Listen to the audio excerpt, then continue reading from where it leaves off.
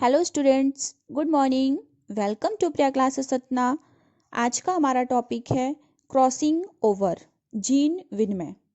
Start करने से पहले बता दूं कि अगर आपने अभी तक मेरा यूट्यूब चैनल सब्सक्राइब नहीं किया है तो प्लीज़ स्टूडेंट सब्सक्राइब करिए, लाइक करिए और शेयर करिए। जो भी डाउट्स हैं आप हमारे कमेंट बॉक्स में टाइप कर सकते हैं। चलिए स्टार्ट करते हैं। क्रॉसिंग ओवर, जिसको हिंदी में क्या बोलते हैं, जीन विनिमय। जीन विनिमय क्या कहलाता है?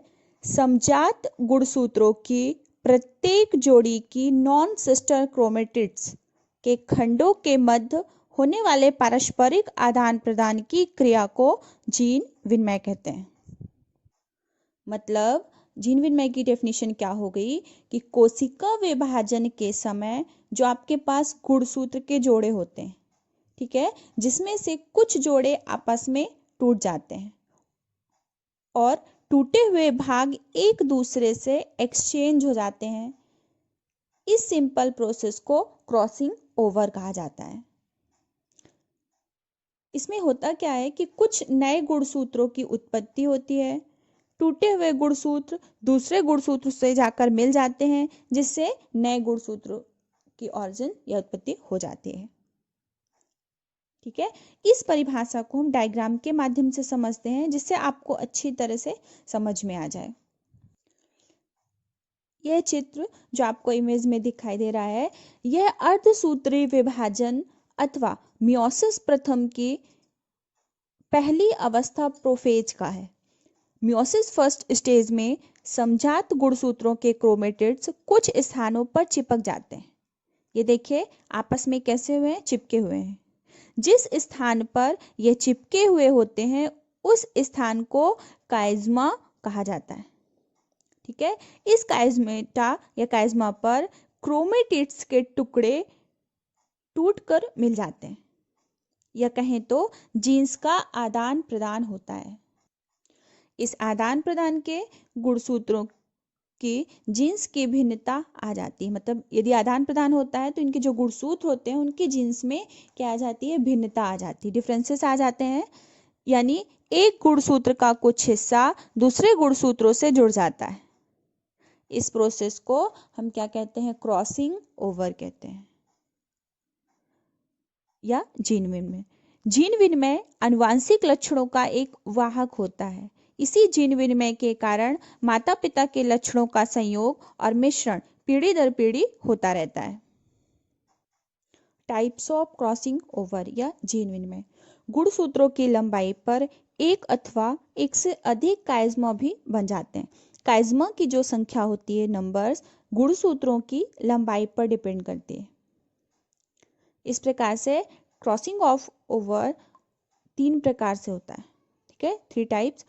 First single crossing over, second double crossing over और third multiple crossing over. Single crossing over क्या कहलाता है? जब गुणसूत्रों की कुल लंबाई पर केवल एक काइज़मा बनता है तो इसे हम सिंगल क्रॉसिंग ओवर कहते हैं। यानी समजात गुणसूत्रों के क्रोमेटिड्स केवल एक स्थान पर टूटते हैं और पुनः जुड़ जाते हैं, इसे सिंगल क्रॉसिंग ओवर कहा जाता है। सेकेंड है डबल क्रॉसिंग ओवर। जब गुणसूत्र 2 स्थानों पर टूटते व पुनः जुड़ते हैं, क्या कहलाते हैं? Double crossing over. ठीक है, ये आपको डायग्राम में दिखाई दे रहा है कि ये 2 स्थानों पर इसके क्रोमेटिड्स आकर टूट जाते हैं। नेक्स्ट है हमारा मल्टीपल क्रॉसिंग ओवर। जब गुणसूत्रों की लंबाई 2 या 2 से अधिक काइज़मा बने या 2 या 2 से अधिक स्थानों पर टूटते हैं और पुनः जुड़ जाते हैं, तब हम क्या कहते हैं कि यह क्या कहलाता है? Multiple crossing over. अब हम क्रॉसिंग ओवर के कुछ एग्जाम्पल देखेंगे। फर्स्ट है हमारा ड्रोसोफिला में क्रॉसिंग ओवर। ठीक है, कैसे करते हैं? रिकॉम्बिनेशन इन ड्रोसोफिला। इसमें क्या होता है कि एक स्लेटी रंग तथा कम विकसित पंखों वाली तथा काले रंग व लंबे पंखों वाली ड्रोसोफिला मक्खियों में क्रॉस कराते हैं। जब क्रॉस कराते हैं तब F1 पीढ़ी में कैसी संतति प्राप्त होती है हमको? स्लेटी शरीर व लंबे पंख वाली मक्खियां प्राप्त होती हैं। जैसा आप ये डायग्राम में देख रहे हैं कि ये हमको लंबे पंखों वाली एवं स्लेटी कलर में प्राप्त हुई मक्खियां। ठीक है, इसके बाद इनमें क्या होता है, रिकॉम्बिनेशन होता है, पुनर्संयोजन होता है F2 पीढ़ी में। तब यह 4 प्रकार से लक्षण वाली मक्खियां उत्पन्न होती हैं। कैसी? फर्स्ट हमारा स्लेटी रंग तथा अविकसित पंखों वाली, सेकंड काले रंग तथा लंबे पंखों वाली, थर्ड काले रंग तथा अविकसित पंखों वाली, और फोर्थ है हमारा स्लेटी रंग तथा लंबे पंखों वाली। इस प्रकार से 4 प्रकार से ड्रोसोफिला मक्खियां F2 पीढ़ी में उत्पन्न होती हैं रिकॉम्बिनेशन के बाद। ड्रोसोफिला में पुनर्संयोजन से स्पष्ट होता है कि लगभग 17% युग्मकों तथा मक्खियों में गुणसूत्रों का विनिमय होता है।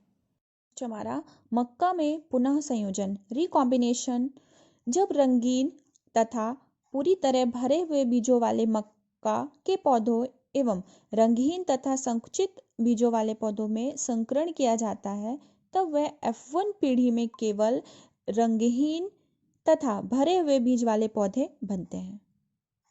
इस पीढ़ी में मादा संकर पौधों को जब रंगहीन तथा संकुचित बीज वाले पौधों के परागकणों से निषेचित किया जाता है,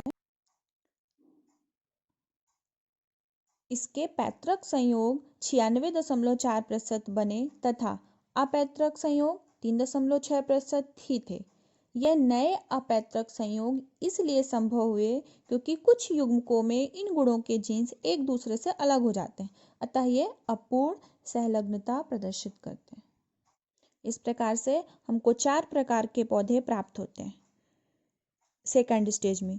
फर्स्ट रंगहीन तथा भरे हुए बीजों वाले पौधे, सेकंड रंगहीन तथा संकुचित बीजों वाले पौधे, थर्ड रंगहीन तथा संकुचित, एवं फोर्थ रंगहीन तथा भरे हुए। इस प्रकार से हम क्रॉसिंग ओवर के एग्जाम्पल को समझते हैं। अब हम देखेंगे क्रॉसिंग ओवर का सिग्निफिकेंस। ठीक है, importance of crossing over. First है, इसकी आवृत्ति से गुणसूत्र में जीन की स्थिति निर्धारित की जाती है।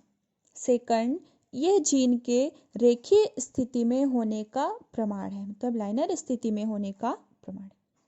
थर्ड, सहलग्नता समूह तथा जीन की रेखीय स्थिति से जीन की प्रकृति तथा क्रियाविधि का पता लगाया जाता है। फोर्थ है, अधिक क्रॉसिंग ओवर से अधिक विविधताएं मिल सकती हैं, ये विकास में महत्वपूर्ण होते हैं। समझ में आया हो तो प्लीज़ लाइक और सब्सक्राइब जरूर करें। Thank you so much.